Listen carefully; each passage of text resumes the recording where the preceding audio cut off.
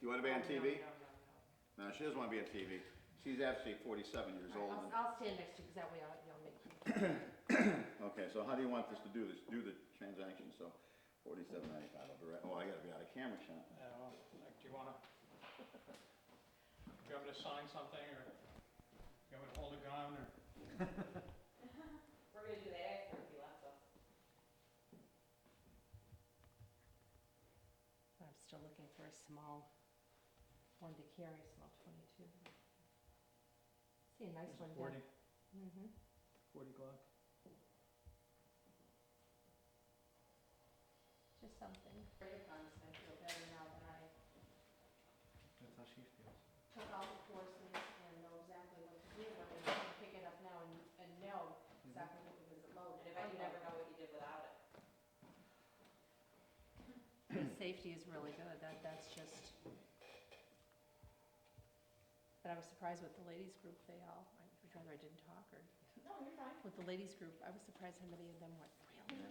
What courses did Sign you that. take? This is usually hit the wrong button. Or I added it all up on. That's yours? Can I give you something to sign with? Oh, yeah. Interesting, yeah, I guess that's a good policy, I never thought of it. Yeah, because then I give him the gun, the bullets, and he robs me. Right. Yeah, yeah, You know? no, that's very true. Or I used to, you know, I went out with his wife or something, you know, or his Yeah, girlfriend, no, no, his no. daughter, It makes whatever. perfect sense, now So, that, yeah. I'm not thinking logistically, I'm thinking for our purposes, so. Right. So just tell us, it seems like outlandish, but talking to you on the phone, you seem pretty rational about it, so explain, you know, the logic behind your Facebook post and your feelings, your policy. Well, I didn't open the store to have anybody use it as a way of attaining a weapon that would hurt people. I would have a hard time living with that. So I have to try to, as the government does, limit the sales of guns to people who are, I think, qualified to have them. The government has their checks that we do every time we sell a gun. And if a person has a criminal record or a mental health issue, they're denied the ability to purchase a gun. We have seen mental health people just recently, mental health people who are in need of mental health, not be able to, or be able to purchase a weapon. So there should be some kind of a responsibility, a personal or moral responsibility on my part, that if I see someone, as I talk to them, as you see, I engage people in conversations, and if I determine that these people exhibit behavior contrary to average people, then I feel it's incumbent that I do not allow them to purchase a weapon. And my Facebook posting, I thought about this, and I said, well, there's only one organization that is advocating the killing of Americans to try to get local, homegrown terrorists, and they are somewhat succeeding. So I felt that I can't tell a good guy from a bad guy, but there's only one organization right now. They're not Canadians, they're not French, they're Muslims. And I can't tell a good Muslim from a bad Muslim. So I have decided that I cannot live with myself if someone was to purchase a weapon and use it to hurt other people. And I have decided that since I can't tell the difference, that I won't sell a weapon if I knowingly, if I know that this person is a Muslim, because I can't tell if he's a good one or a bad one. And sometimes I can't tell if they are one, so they'll slip through the cracks. But I would do the same for people who exhibit mental health issues. My only concern is that I am not party to the process of people dying unnecessarily for causes that I don't believe in, or for any cause whatsoever. That's the last resort of anything like this. So I'm not trying to be racist. I'm just saying that these are the people, if they were Irish and they were Irish terrorists and they were advocating the overthrow of the government and killing of officers and military personnel, then I would not sell to Irish, but that's not the case. So I have to look at who the enemy is and just say that I'm sorry, but this was kind of brought on by themselves. So I have to make a policy, and that's what my policy is. And you said on the phone that you fully understand that someone, whether government, whomever, might compel you to change this policy, and you're okay with that, but you just feel like at least you tried? Yes. I mean, if someone says that this is an illegal act on my part, I follow the Constitution. I believe in the Constitution.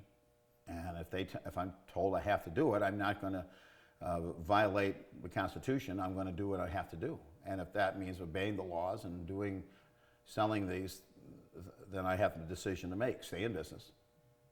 What kind of feedback, if any, Or you sell it. got from people on your post? Well, there was no negative. All I can say is that there has not been a single negative. Some people write, 2 thumbs up or something, but people see me in the streets, and I would have to say there's no negative. There's no downside to it. It was any feedback I got has always been positive. And this is about you not being able to tell the difference between the good and the bad. So if you knew for a fact that a law-abiding Muslim who was only going to use it for legal purposes came in, you would sell to them. You're saying it's because you can't, you don't know. That's correct. If let's say a police officer is Muslim, and he comes in and I can tell he's Muslim and shows me his badge, and yes, then I would assume that the proper steps have been taken to make sure that he's not a terrorist, and I would then sell to him. It has nothing to do with the entire community, but I can't tell the difference. And so right now I have very little choice just for my own conscience. I get the feeling this is because, especially in this day and age and climate, I don't want to say stressful, but it's tough owning a gun store. Because, let's face it, they can kill people, and everybody that comes in to buy, it's easy when they're townies and you know them. Mm-hmm. But if you don't know them, it's a kind of scary business, isn't it? Well, I don't know if I say it's scary. We hope that the checks that the government puts into place will take away. But again, if they're acting unusual, strange, then I have a responsibility, if nothing else moral, to not sell them, no matter what they are, Muslim or non-Muslim. If they're acting in a way that, and I always engage them in conversation. Always, I never just okay and they're gone. I'm always making sure that these people are able to carry on a conversation and don't exhibit any signs of mental illness as far as I can see. I'm good. You good? We good? You want to say anything else? No, I It's don't John, think so. right? Yes, Swartz? it is. Swartz, yes. Okay. How long you own this place? To the northwest, and every airplane to get away from New York City in a populated area, as soon as you take off, you turn left. And on the first takeoff roll I had I got a light. It said fuel.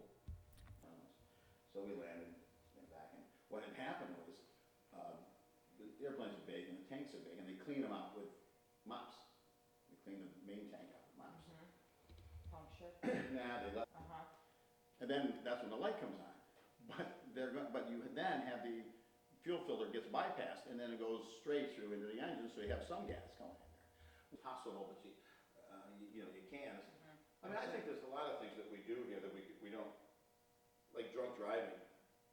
Either I'm the smartest guy in the world or I don't get it. But if you ever own a Lincoln Mercury, they have these little keypads above the door handle. The little squares, they got a line, and they got numbers on each side. Yeah. Every car has that. Every car locks. Every car's got to be, you got to do this to get in. I can't even do that when I'm sober. They're so small. If you're drunk, there's no way you're getting in that car. Duh. Now they take care of that problem, but do we do it? No. Well, It's not like you have to invent technology, it's already there. Yeah, no, true, just manipulate. So I'm like, it's no key, no electric open. Everybody's got to go. Easy. Yeah. Did turbulence bother you or no? You get used to it, and you realize it's nothing more than just bouncing down the road. Oh my God. It's bad when, I was on the 730 more down. I don't know what they were thinking. Well, in order to get this heads-up display, to look at that, they got this big square box above my head. the airplane went down, so I went up. And I smacked my head in that. Oh my God. I was, so I didn't like that. Mainly, you get into some, I never really got into anything other than that, once or twice in the real bad stuff. Most of the time, it's difficult to, So the some of engines these, are very well, I've only lost those engines because the fuel lines were clogged. and those from how many years? Until I had a bad experience. After that, I couldn't get back on the plane. I still go out with women, I had a bad experience. I like the way he thinks. Yeah, but that didn't kill you though. This almost killed me. And I was like, well, Oh, women could. Yeah, right. that would have been worse. If you, like they found Malaysia, right? That was, Yeah. but if you take, away from that, stay away from those kind of airplanes, and stay on just stuff like Air France and British Airways and American Airlines and Delta and these guys, and you just fly them, that part of it is removed from the problem. So now I 30 years, and most of the time, in fact, one day I took off out of LA. I'll never forget this. The roughest part of the trip was the takeoff over in LA. I've never had a trip where I took off. Once I broke ground, just smooth. And from LA to New York, not a ripple. The whole 6 hours. It's very rare that you run into something like that. But when you look at how many airplanes are in the air, go to Flight Radar, and you'll see how many airplanes are in the air. And if you're flying over Africa, where there's not a lot of traffic, where you don't know, but when you're flying in the U.S., everybody else, hey, we're getting a rough ride here at such and such. In fact, I was going across the North Atlantic, going to Europe, and we got to dispatching it. You got a lot better communication. So now we get notice that there's severe turbulence on our route. So we call up.